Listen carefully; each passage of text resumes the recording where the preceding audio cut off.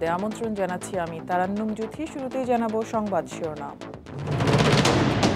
হাসিনা বিরোধী আন্দোলনে জামায়াতকে দেখা যায়নি, অভিযোগ মির্জা ফখরুলের। প্রথমবারের মতো বৈঠক করলেন ডোনাল্ড ট্রাম্প ও নিউ ইয়র্ক সিটির মেয়র মামদানি।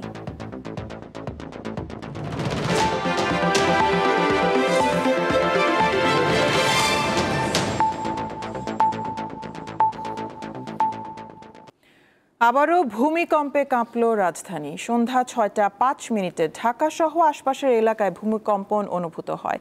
প্রাথমিকভাবে জানা গেছে রিক্টার স্কেলের মাত্রা ছিল ৪.৩। এছাড়া সকালে নরসিংদীতে ভূমিকম্প হয়, যার উৎপত্তিস্থল ছিল নরসিংদীর পলাশে। রিক্টার স্কেলে মৃদু ওই ভূমিকম্পের মাত্রা ছিল ৩.৩। এর আগে শুক্রবার দেশে ৫.৭ মাত্রার ভূমিকম্প আঘাত হানে, যার কেন্দ্রস্থল ছিল নরসিংদীর মাধবদীতে। শুক্রবারের ওই ভূমিকম্পে এখন পর্যন্ত সারা দেশে কমপক্ষে ৯ জনের প্রাণহানির তথ্য পাওয়া গেছে। এছাড়াও আহত হয়েছেন অন্তত ৪ শতাধিক মানুষ। এর প্রভাবে অনেক স্থানে মাটি ও ভবনে ফাটল দেখা দিয়েছে।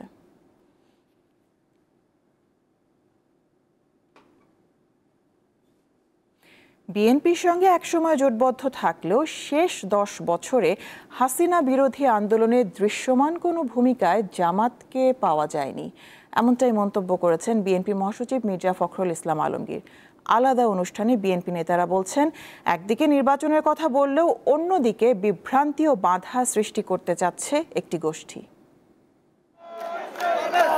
নির্বাচনের ডামাডোলে সরগরম রাজনীতির মাঠ।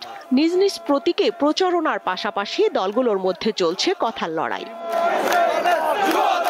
রাজধানীর কাকরাইলে ডিপ্লোমা ইঞ্জিনিয়ার্স ইনস্টিটিউশনে ইসলামিক ফাউন্ডেশনের এক আলোচনা সভায় যোগ দেন বিএনপি মহাসচিব।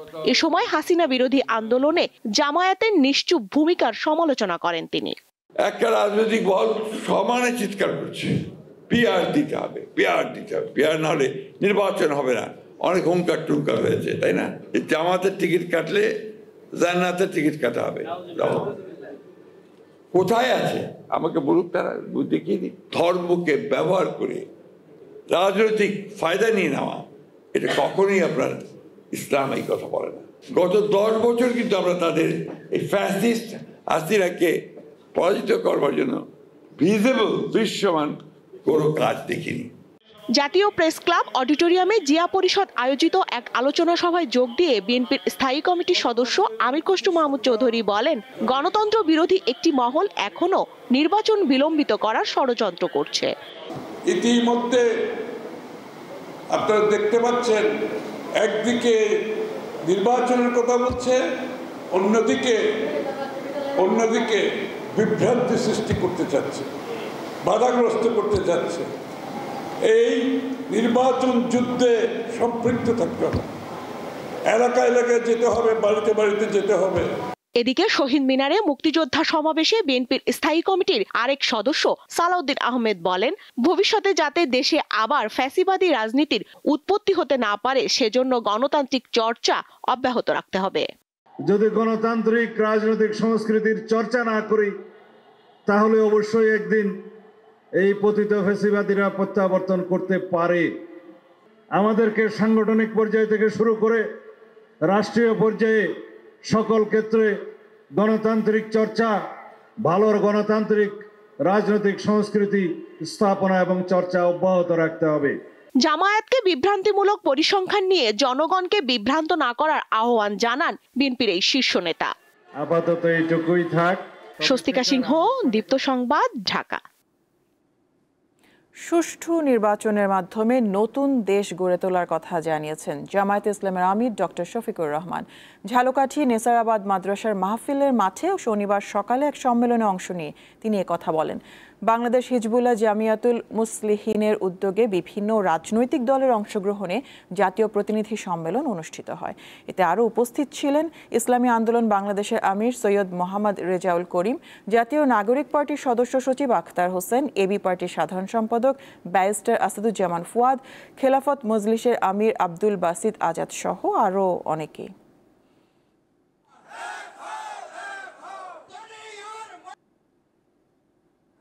সকল ধরনের জুলুমের বিরুদ্ধে, সকল ফ্যাসিবাদের বিরুদ্ধে, সকল দুর্নীতির বিরুদ্ধে, সকল অপকর্মের বিরুদ্ধে, জাতিকে বিভক্ত করার বিরুদ্ধে এবং জাতিকে অন্য জাতির দাবিদার বানানোর বিরুদ্ধে।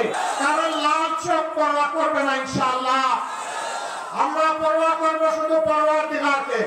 আগামী নির্বাচনের মধ্য দিয়ে নতুন বাংলাদেশের নতুন ইতিহাস রচিত হবে ইনশাআল্লাহ। ত্রয়োদশ জাতীয় সংসদ নির্বাচন ঐতিহাসিক হবে মন্তব্য করেছেন নির্বাচন কমিশনার আবুল ফজল মোহাম্মদ সানাউল্লাহ। এর মাধ্যমে গণতন্ত্রের পুনঃসূচনা হবে বলেও জানান তিনি। শনিবার সকালে রাজধানীর একটি হোটেলে Asian network for free elections আয়োজিত এক কর্মশালায় এসব কথা বলেন তিনি। সূচনা বক্তব্যে তিনি আরও বলেন, এই ঐতিহাসিক নির্বাচনের সাক্ষী হতে রেকর্ড সংখ্যক আন্তর্জাতিক পর্যবেক্ষক নির্বাচনে অংশ নেবেন। তিনি জানান, অংশীদার সংস্থাগুলোর অনুরোধে স্থানীয় পর্যবেক্ষকদের বয়স কমানো হয়েছে, তবে তাদের অভিজ্ঞতার ঘাটতি পূরণে আরও প্রশিক্ষণ দরকার। কর্মশালায় বাংলাদেশ নির্বাচন কমিশনের সাথে অভিজ্ঞতা বিনিময় করেন থাইল্যান্ড, শ্রীলঙ্কা, ফিলিপাইন্স সহ বিভিন্ন দেশের নির্বাচন বিশেষজ্ঞরা।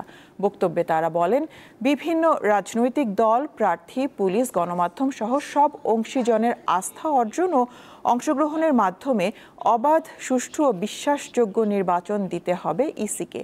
প্রার্থী ও দলগুলোর অনলাইনে প্রচারণা চালানোর জন্য রেজিস্ট্রেশন বাধ্যতামূলক করার প্রস্তাব দেন তারা।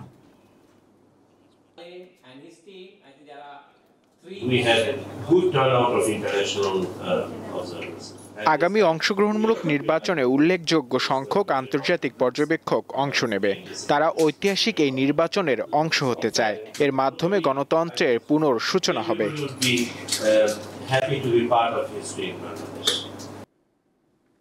দুই দিনের রাষ্ট্রীয় সফরে ঢাকায় পৌঁছেছেন ভুটানের প্রধানমন্ত্রী শেরিং তোবগে।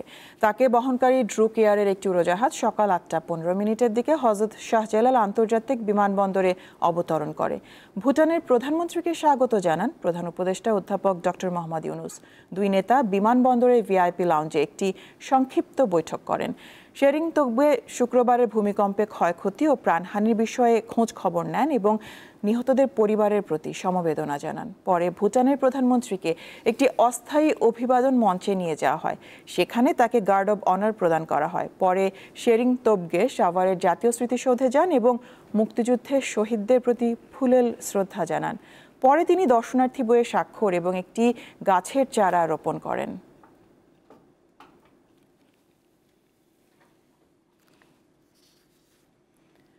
গাইবান্ধায় বৈদ্যুতিক ঢেঁকিতে ধান ভেঙে ব্যাপক সাড়া ফেলেছেন তরুণ উদ্যোক্তা শফিকুল ইসলাম। মাসে আয় করছেন লক্ষাধিক টাকা। পুষ্টি সমৃদ্ধ লাল চাল উৎপাদন করে ছড়িয়ে দিচ্ছেন দেশের এক প্রান্ত থেকে অন্য প্রান্তে।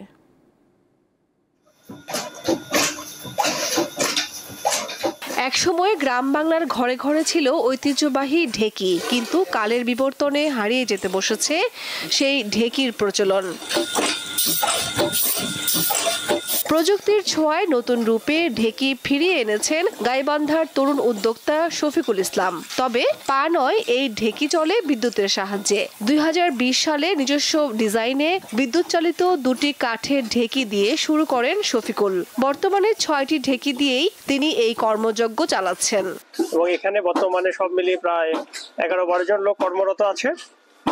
আমরা প্রায় মান্থলি 3.5 থেকে 4 টন শুধু চালে বিক্রি করি। আমার টার্গেট হচ্ছে এই ঢেঁকির সংখ্যা বাড়ানো, যাতে করে অনেক বেশি নিরাপদ আমরা চাল উৎপাদন করতে পারি। মূলত বৈদ্যুতিক ঢেঁকিতে গালজিয়া জাতের ধান থেকে লাল চাল হয়। শফিকুল জানান, প্রতি জোড়া ঢেঁকি থেকে প্রতিদিন 150 কেজি চাল উৎপাদন করা সম্ভব। ধানের দাম বৃদ্ধি হওয়ার কারণে বর্তমানে চালের রেট হচ্ছে চিকন ঢেঁকি ছাটা লাল চালটি 120 টাকা এবং ঢেঁকি ছাটা মোটা লাল চালটি হচ্ছে 100 টাকা। এটা আমাদের অনলাইনে বিক্রি হয়। সারা বাংলাদেশে আমরা ডেলিভারি করে থাকি। শফিকুলের এমন ব্যতিক্রমী উদ্যোগে সব ধরনের সহযোগিতার আশ্বাস দিয়েছে বিসিক। এবং দেশের বাইরে যারা আমাদের প্রবাসী ভাইয়েরা আছে তারা কিছু কিছু চাল নিচ্ছেন। উনি আমাদের প্রশিক্ষণ গ্রহণ করেছেন। এছাড়া অন্যান্য যে সুবিধাগুলো আছে এগুলো নিয়েছেন। তারা বিভিন্ন সময় তার চাহিদা মাফিক বিভিন্ন পরামর্শ ও অন্যান্য সহযোগিতা করে থাকেন। তিনি জানান, অনলাইনে লাল চালের প্রচুর অর্ডার আসে, বিদেশে যথেষ্ট চাহিদাও রয়েছে এটির। কামরুন নাহার, দীপ্ত, বার্তা কক্ষ।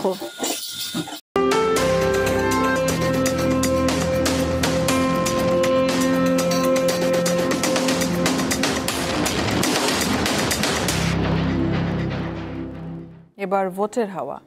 ত্রয়োদশ জাতীয় সংসদ নির্বাচনকে সামনে রেখে বেশ সরগরম নওগাঁ ৬ আসনের নির্বাচনী মাঠ। বিএনপির একাধিক মনোনয়ন প্রত্যাশী প্রার্থী আছে ভোটের মাঠে, তবে একক প্রার্থী নিয়ে সুবিধাজনক অবস্থানে জামায়াতে ইসলামী, অন্যদিকে বসে নেই জাতীয় পার্টি ও অন্যান্য দল। নওগাঁ ৬ আসনটিকে একসময় বিএনপির দুর্গ ভাবা হতো, তবে ২০০৮ সালে অনুষ্ঠিত নবম জাতীয় সংসদ নির্বাচনে আসনটি হাতছাড়া হয় আওয়ামী লীগের প্রার্থী মোহাম্মদ ইসরাফিল আলমের কাছে। এরপর দ্বাদশ জাতীয় সংসদ নির্বাচনে আওয়ামী লীগের মনোনীত প্রার্থী আলহাজ মোহাম্মদ আনোয়ার হোসেন হেলালকে পরাজিত করে স্বতন্ত্র প্রার্থী অ্যাডভোকেট ওমর ফারুক সুমন মাত্র ৬,৩১০ ভোটে জয়লাভ করে। তবে সরকার পরিবর্তনের পর পাল্টে যায় পুরো দৃশ্যপট। যেরকম দুর্ভিক্ষ দেশ, এখন এই দেশের হিসাবে যেভাবে চলবে মানুষ সেভাবে তাই চালাতে পারে যান, সেরকম আমরা লোক চাচ্ছি ইলেকশনের জন্য। সামনে ইলেকশনে চাচ্ছি সবাই যাতে কোনো নিরপেক্ষ হবে, সবাই যাতে এক মিলে ভোট দিতে পারি। আগে যে ভোটটা গেছে তার থেকে যান ভালো ভোট করার একটা আশা আমাকে, সবাই যান আনন্দে যান ভোট সবাই মিলেমিশে যান দিতে পারি, এটাই আমার প্রত্যাশা। এবার আসনটিতে জয় পেতে বিএনপির মনোনয়ন পেয়েছেন শেখ মোহাম্মদ রেজাউল ইসলাম। বিজয়টা এরকম আমরা আশা করছি, মনে করছি যাত্রায় রায়নগরের বিএনপির প্রার্থী অতীতে যে ব্যবধানে বিজয় অর্জন করেছিল তার চেয়ে অনেক অনেক বেশি ব্যবধানে আমরা বিজয় অর্জন করব। তবে প্রথমবারের মতো এই আসনটিতে জয় পেতে আগে থেকেই আটঘাট বেঁধে মাঠে নেমেছেন জামায়াতে ইসলামী। এরই মধ্যে একক প্রার্থী হিসেবে নাম ঘোষণা করা হয়েছে। মানুষের ব্যাপক সাড়া আমরা লক্ষ্য করছি। মানুষ এখন বুঝতে শিখেছে, তারা বিভিন্ন দলের কাছে, কোনো মানুষের হুমকি ধামকির কাছে তারা নিজেরা কোনো সময় পরাস্ত হচ্ছে না। আগামী দিনে তারা সঠিক সিদ্ধান্ত নেবে। প্রচার প্রচারণার কাজে ব্যস্ত সময় পার করছেন জমিয়তে উলামায়ে ইসলাম বাংলাদেশ দলের প্রার্থীও।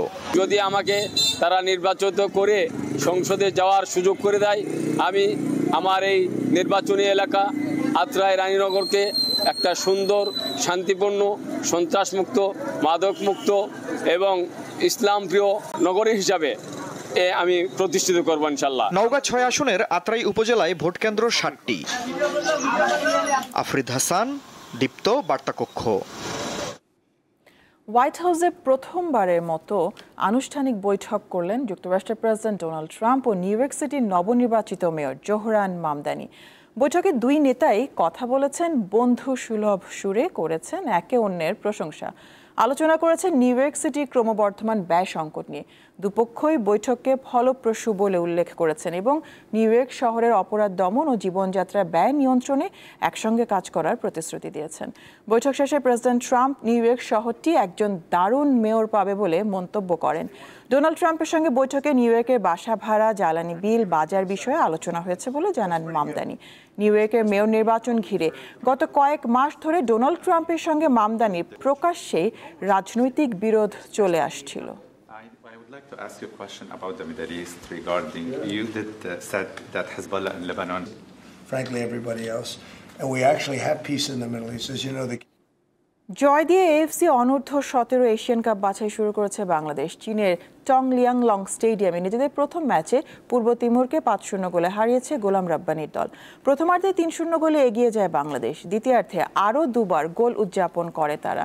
জোড়া গোল করেন মোহাম্মদ মানিক, একটি করে গোল করেন রিফাত কাজী, বায়েজিদ বোস্তামি ও আকাশ আহমেদ।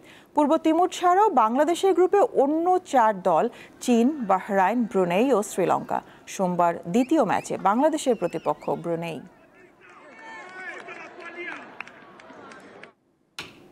বিশ্বকাপে থাইল্যান্ডকে 40-31 পয়েন্টে হারিয়ে সেমিফাইনাল নিশ্চিত করেছে বাংলাদেশ। একই সঙ্গে নিশ্চিত হয়েছে অন্তত ব্রোঞ্জ পদক। আন্তর্জাতিক কাবাডির নিয়ম অনুযায়ী সেমিফাইনালে হারলেও ব্রোঞ্জ পদক পাবে অংশগ্রহণকারী দল। ঢাকায় মিরপুর শহীদ সোহরাওয়ার্দী ইনডোর স্টেডিয়ামে আসরের শুরু থেকেই পদকের প্রত্যাশায় দারুণ খেলেছে বাংলাদেশ। প্রথমার্ধে 14-12 পয়েন্টে এগিয়ে থেকে বিরতিতে যায় স্বাগতিকরা। শেষ দিকে থাইল্যান্ড মরিয়া হয়ে লড়াই করেছে বটে, তাতে হারের ব্যবধানই শুধু কমাতে পেরেছে। শেষ পর্যন্ত 40-31 পয়েন্টের জয়ে বিশ্বকাপে প্রথমবারের মতো পদক নিশ্চিত করল বাংলাদেশ।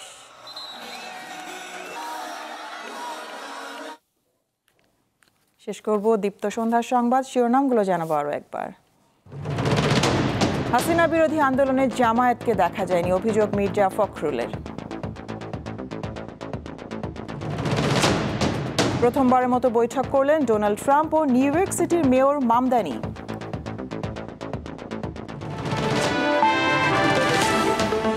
এ ছিল এখনকার মতন। আমাদের পরবর্তী সংবাদ রাত 11টায় দেখার আমন্ত্রণ রইল। দর্শক আরও তথ্য বিনোদনের সংবাদ জানতে যুক্ত থাকুন দীপ্ত টিভির ডিজিটাল প্ল্যাটফর্মগুলোতে। ধন্যবাদ সবাই।